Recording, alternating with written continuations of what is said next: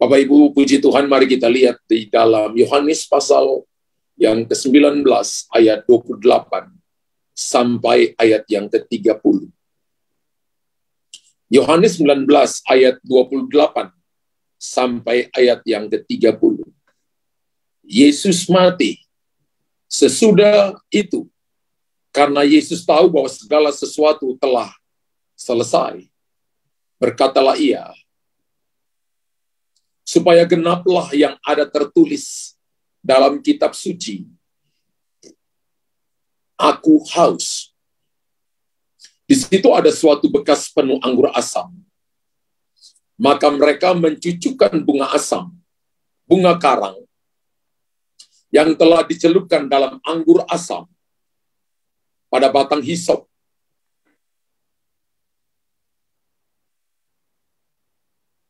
Pada sebatang hisop, lalu mengucukkannya ke mulut Yesus. Ayat 30. Sesudah Yesus meminum anggur asam itu, berkatalah ia, sudah selesai. Lalu ia menundukkan kepalanya dan menyerahkan nyawanya. Yohanes 19 ayat 30, saya baca sekali lagi.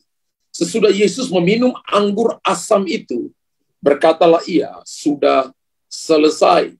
Bahasa Yunaninya dipakai bahasa tetelestai. Lalu ia menundukkan kepalanya dan menyerahkan nyawanya. Kata tetelestai atau sudah selesai adalah perkataan ke-6 dari 7 perkataan Tuhan Yesus di atas kayu salib. Saya mencoba mencari beberapa terjemahan. Dalam terjemahan baru berkata begini, di situ ada sebuah mangkuk penuh dengan air anggur asam. Mangkuk penuh dengan air anggur asam. Maka sebuah bunga karang dicelupkan ke dalam air anggur itu dan dicucukkan. Dikatakan dicucukkan pada setangkai hisop. Lalu diulurkan ke bibir Yesus. Ini terjemahan baru, Bapak Ibu ya. Ini terjemahan baru.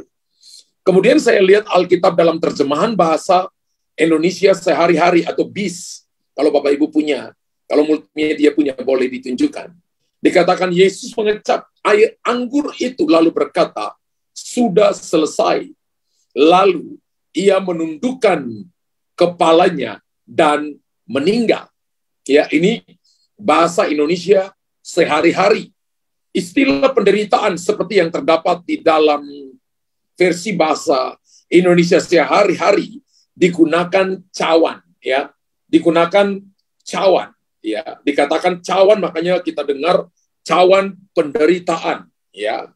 Cawan penderitaan itu adalah gambaran tentang bagaimana Tuhan Yesus menyerahkan nyawa kepada saudara.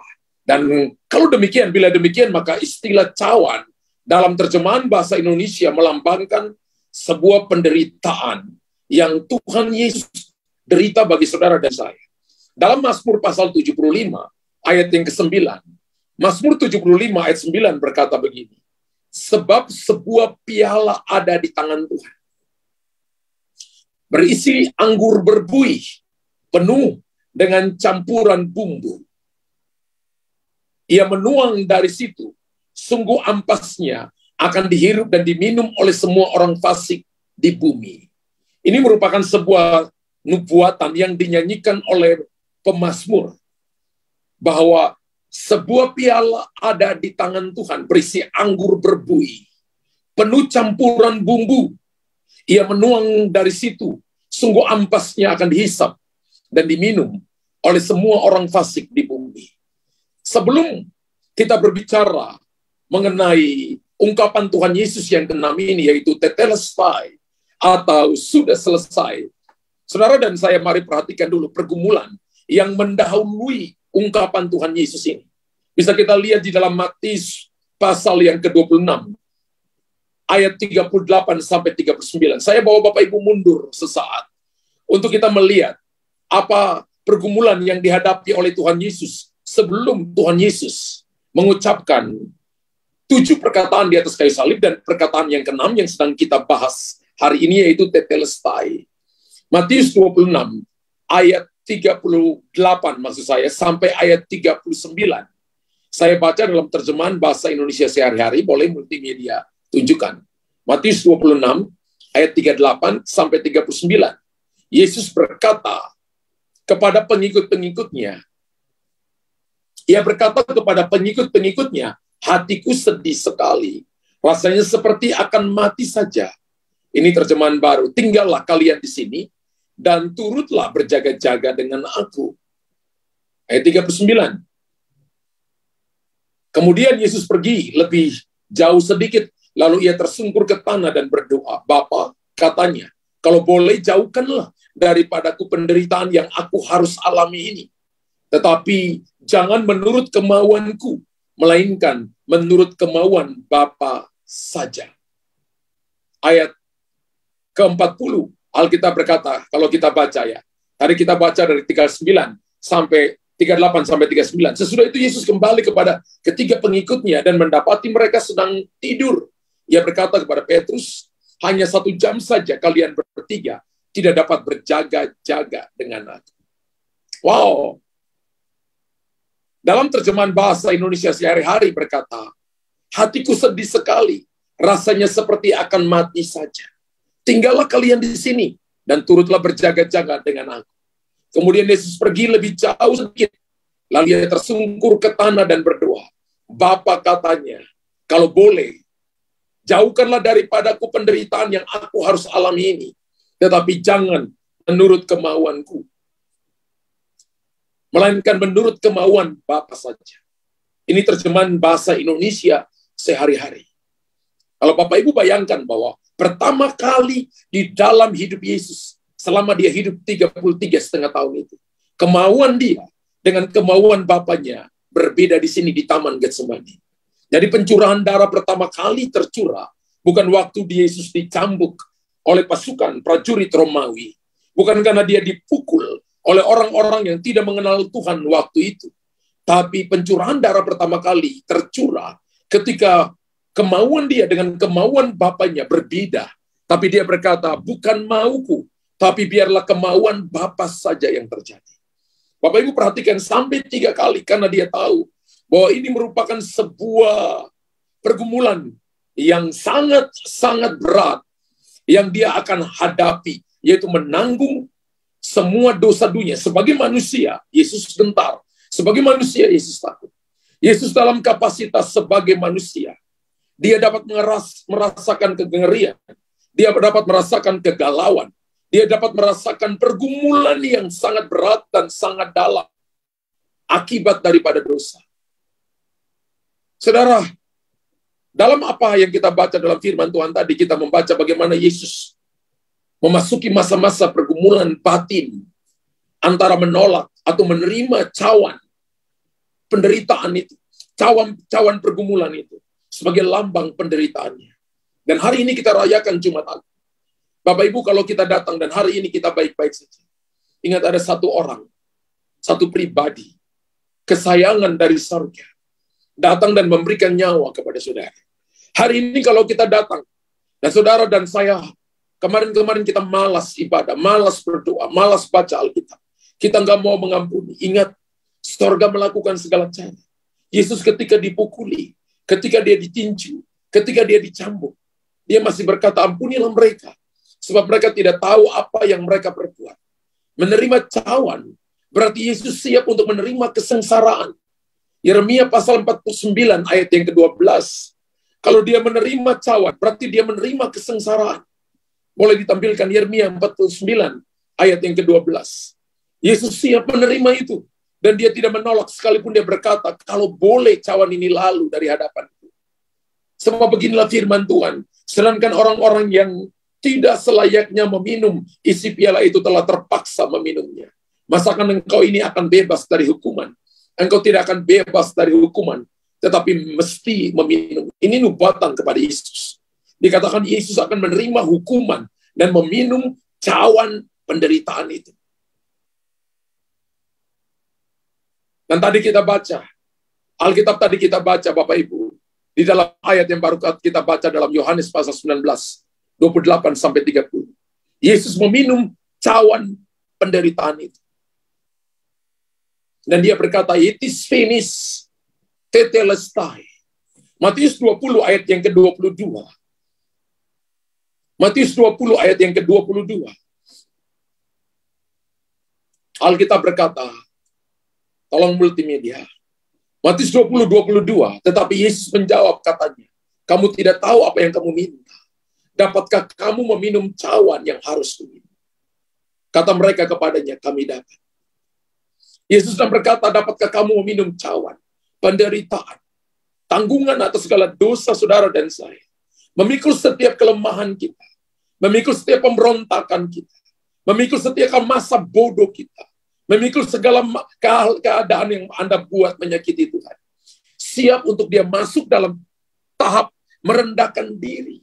Siap untuk masuk dalam tahap penghinaan ketika dia menerima cawan itu, olokan, ejekan, dan sebagainya.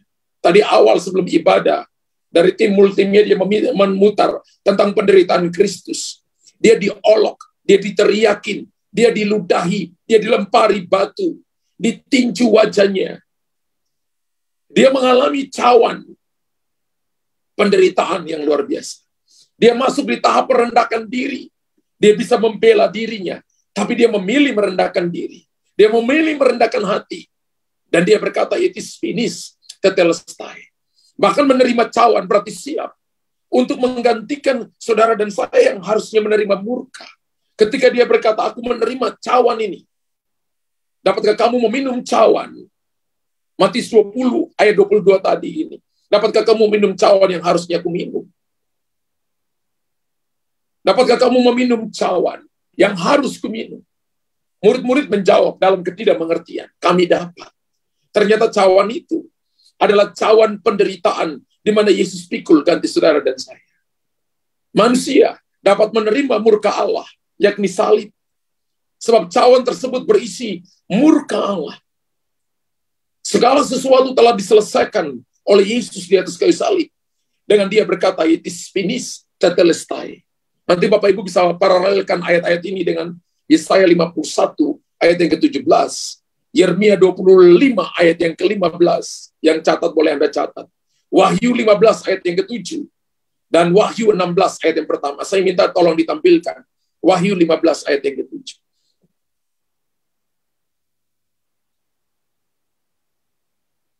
Dan satu dari keempat makhluk itu memberikan kepada ketujuh malaikat itu 7 cawan dari emas yang penuh berisi murka Allah, yaitu Allah yang hidup sampai selama-lamanya. Boleh kembali lanjutkan ke 1 pasal 16 ayat 1. Alkitab berkata, Wahyu 16 ayat yang pertama.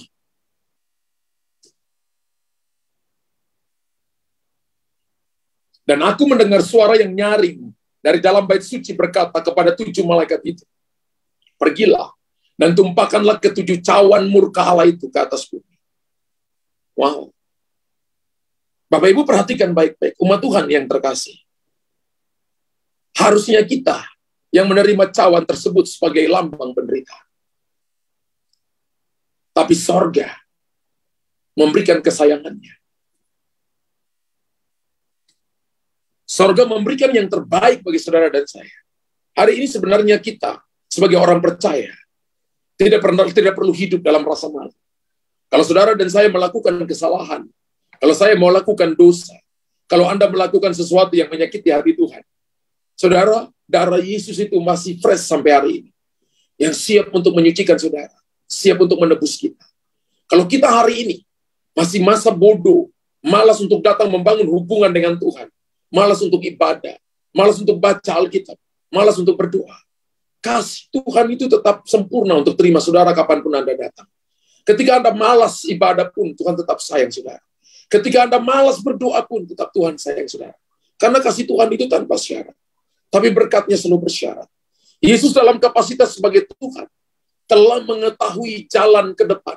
Jalan yang akan dia lalui. Dan jalan itu berat. Penderitaan yang dia tanggung itu nggak mudah. Tidak semua orang bisa memikulnya. Bahkan sorga menyiapkan panggung ini 4.000 tahun ketika Adam pertama jatuh dalam dosa. Sehingga ia berkata kepada bapaknya dalam Matius pasal 20-22, kalau boleh, cawan ini kiranya lalu dari hadapan. Penderitaan ini tidak aku tanggung. Wow, perkataan ini juga berkaitan dengan kapasitasnya Yesus sebagai manusia. Dia manusia 100%. tapi dia juga Tuhan 100%. Ia tahu bahwa dosa akan membuat dirinya tidak dikenali. Alkitab katakan begini, Yesaya 53 berkata begini, wajahnya sudah tidak tampan lagi. Kenapa? Karena sudah tidak dikenali, dipukulin, hancur, babak belur. Yesaya 52 ayat 14 berkata, boleh ditunjukkan, Yesaya 52 ayat 14. Alkitab berkata begini, Yesaya 52 ayat 14.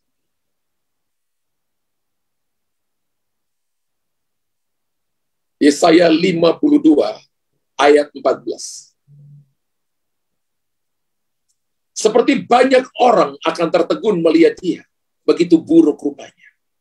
Bukan seperti manusia lagi, dan tampaknya bukan seperti anak manusia lagi. Jadi kalau saudara lihat gambar Yesus yang ada di salib di rumah-rumah orang Kristen, itu terlalu romantis. Yang darahnya cuma menetes 1-2 tetes. Terlalu romantis.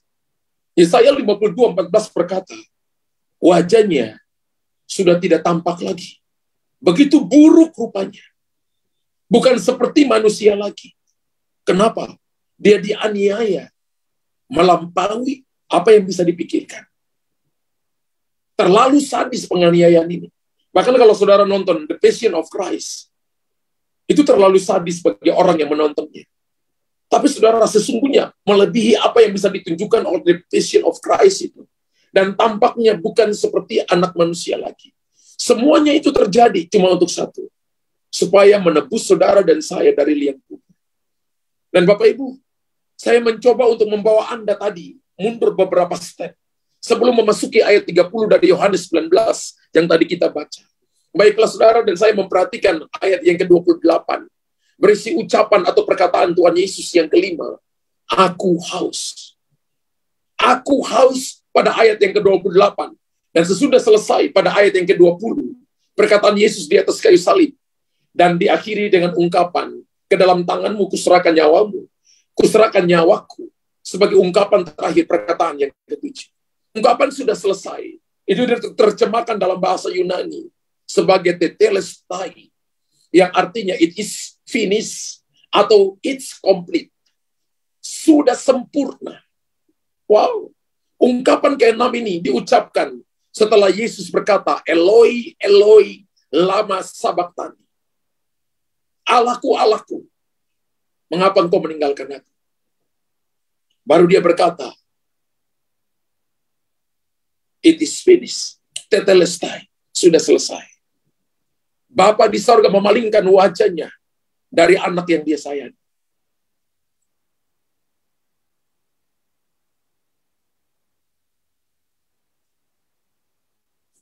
Karena dosa yang ditanggung oleh Yesus.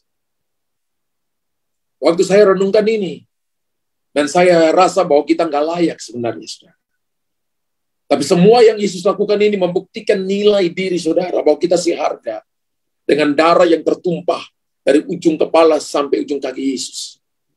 Kalau saudara perhatikan pada waktu pukul 9 pagi, ketika tadi kita mulai ibadah waktu Indonesia Barat, matahari mulai naik.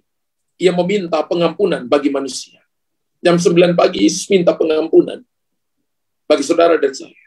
Dalam Lukas 23 ayat 34, Yesus berkata, ya Bapa ampunilah mereka, sebab mereka tidak tahu apa yang mereka perbuat. Yesus mengampuni kita di jam 9 pagi. Saudara dan saya sebagai orang Kristen, ini harus jadi gaya hidup.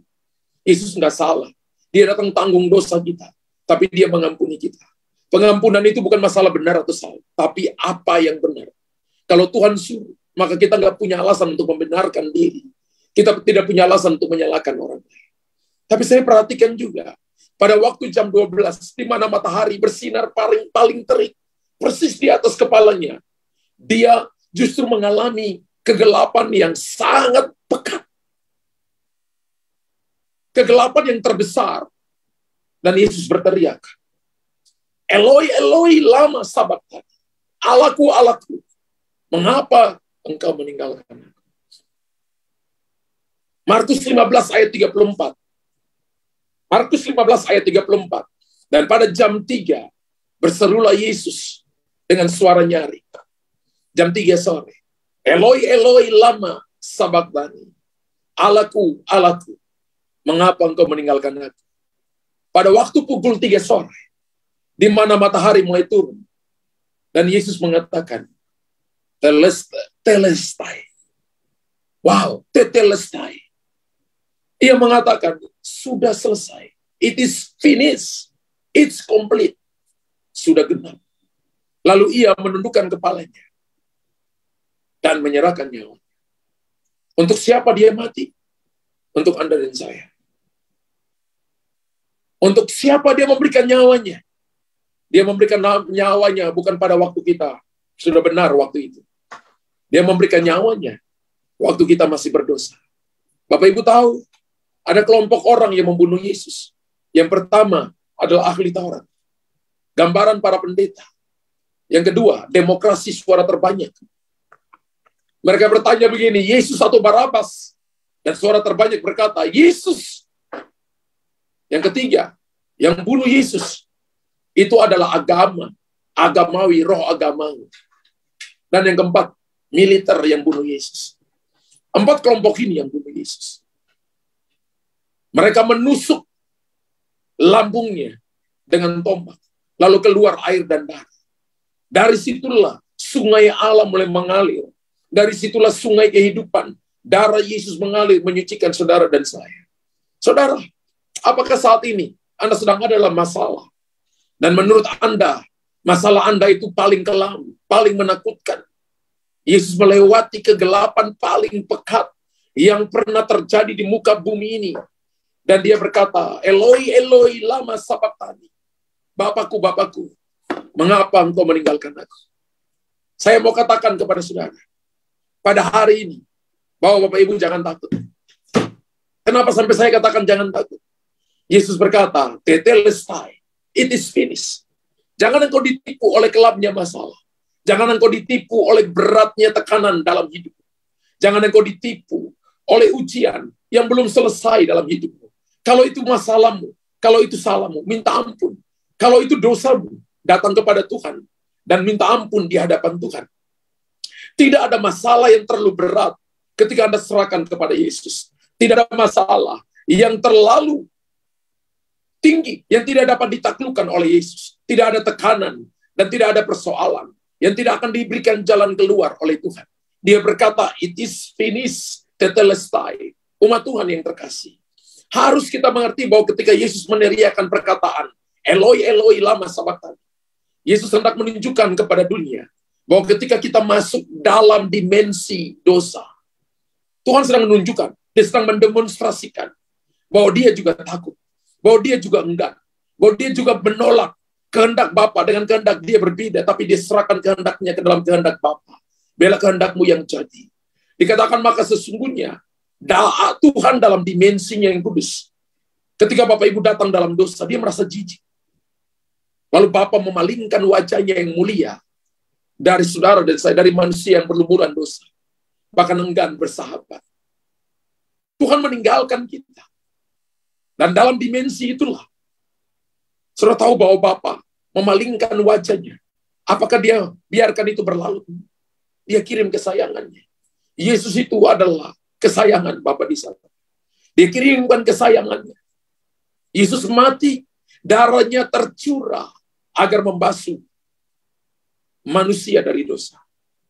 Darahnya tercurah supaya kita bisa hidup kudus. Darahnya tercurah supaya kita bisa hidup tanpa cacat celah. Dan saudara dan saya bisa menjadi sahabat Tuhan. Kita bisa datang mengangkat tangan, bisa datang dan memuji Tuhan, bisa datang menari di hadapan Tuhan, bisa datang dan berkata, engkau ajaib, engkau mulia. Saudara, kalau kita kembali kepada kata tetelestai, kata sudah selesai, ungkapan yang keenam ini. Dalam ungkapan ini juga terkandung makna tujuan kedatangannya ke dunia, yaitu untuk misi penyelamatan atau penebusan dosa saudara dan saya. Dan dia berkata, sudah selesai. Misi penyelamatan, misi penebusan sudah selesai. Tidak perlu darah yang lain, tidak perlu darah kambing, tidak perlu darah domba lagi yang harus dibawa setiap pagi, setiap sore oleh umat Israel ke hadapan para imam. Semua itu adalah gambaran daripada pengorbanan Kristus sekali untuk selama-lamanya. Dan dia berkata, it is finished, it's complete, tetelestai. Misi penyelamatan dan penebusannya sudah clear. Dan cawan murka yang seharusnya tertumpah ke atas kepala saudara dan saya telah ditumpahkan ke atas Yesus. Dan Yesus berkata, sudah selesai. Cawan murka yang telah atau sudah selesai ditumpahkan di atas kepala. Dan Tuhan berkata begini, murka yang ke atas kamu sudah diselesaikan, sudah disucikan. Tuhan berkata, aku telah menanggung penderitaan. Wow. Harusnya kita yang naik di atas kayu salib. Harusnya wajah kita yang dipukulin, dicambuk. Tapi kita hari ini, harusnya perayaan Jumat Agung ini melebihi perayaan Natal.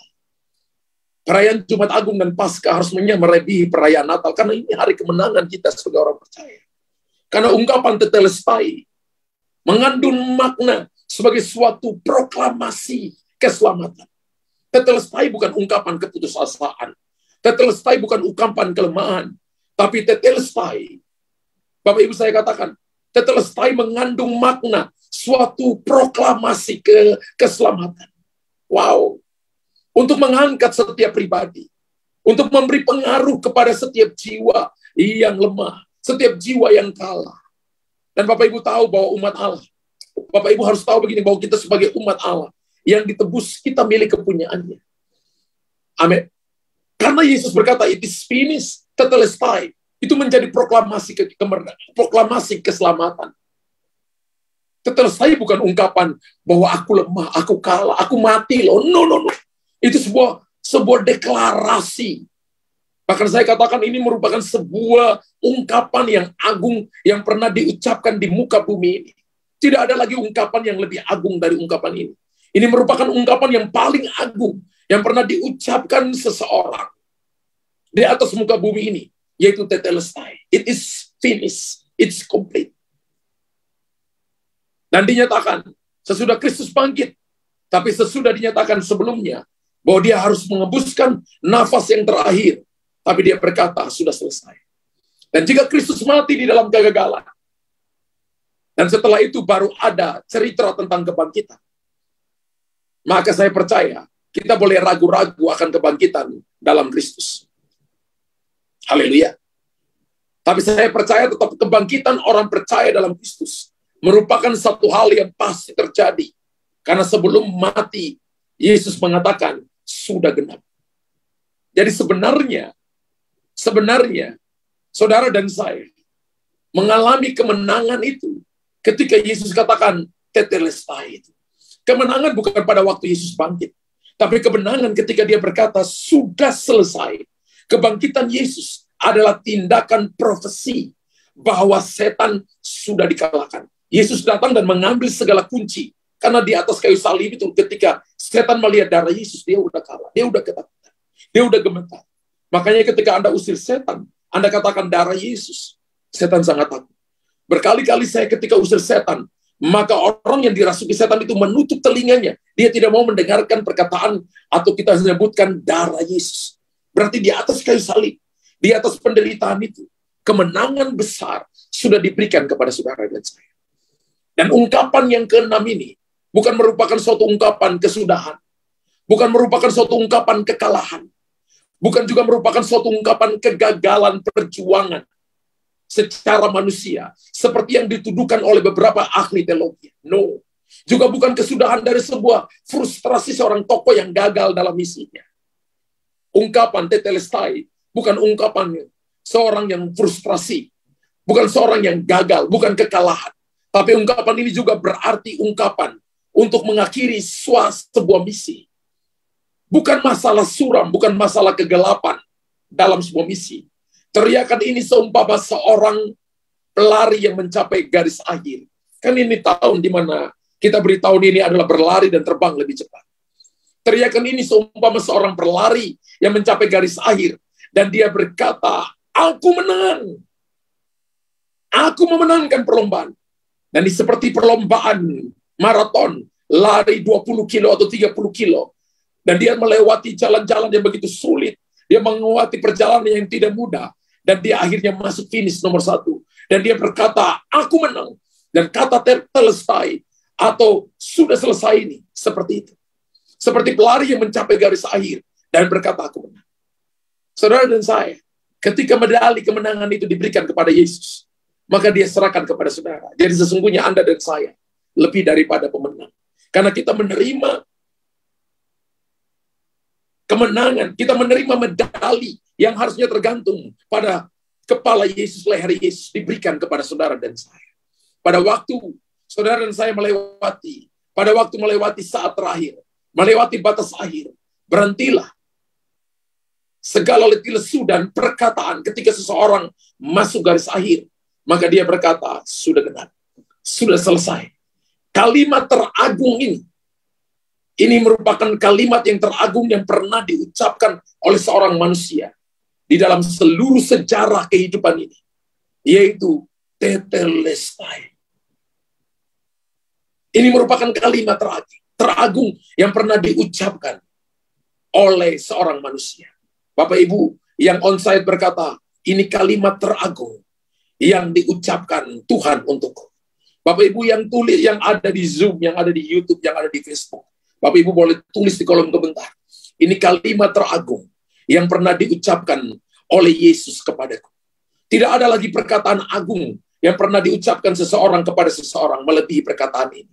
Dan di dalam perkataan sudah genap tetelestai merupakan ungkapan pengumuman kemenangan dan akhir penghukuman melalui salib.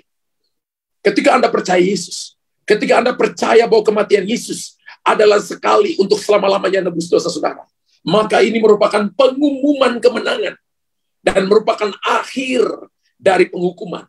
Salib itu tanda akhir. Tadi di belakang sengaja saya taruh salib di belakang saya. Ya, harusnya salib di depan saya dan saya di belakang salib. Tapi di belakang ada salib.